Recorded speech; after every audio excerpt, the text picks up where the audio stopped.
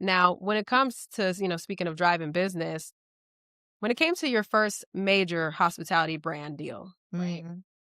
How did you get them to say yes? So again, I will say that not to give a disappointing answer, but because again, we had, established such a great network of Because that's what the people need to know. They need to yeah, know relationship. relationships, absolutely. So it didn't take a lot for us to get some traction going. Right. And again, I think that people are did not hesitate to work with us Right. because of the great work that we've done with them in the past, right? Right. And I think that goes a long way. That goes the Yeah. distance. And so it could have been that, or it could have been anything. Right. There were people that, oh, you're doing this now. Wonderful. Like, how can I Been support looking you? How for it. can we? Right. Yeah, absolutely. And Right. so I would recommend for anybody who is looking to start a business or to Yeah. get something going, take a step back and just kind of reevaluate where you have Connection. connections, Yeah. where you can leverage your resources. And then is there a problem within that realm that you can help to solve?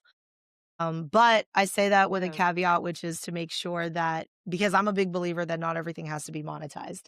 And so I think a part of it also is, is this something that you can stay passionate about, even when it gets a little, even when the fuzzy part of it fades. That's a hit. That's a bar because it happens.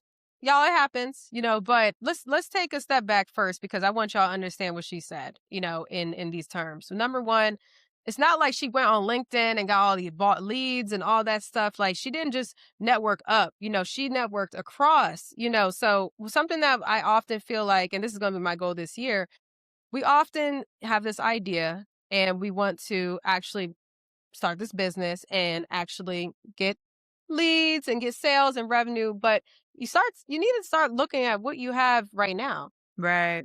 Who do Yeah. you have around you? Prior to me starting Gem Social, which is the influencer marketing platform, I did work at marketing agencies in the past. Okay. I had connections in the past from whether it's referrals or whatnot. And I also used to DJ. Same Okay. similar. I had hospitality connections, which Yeah. often look for influencers.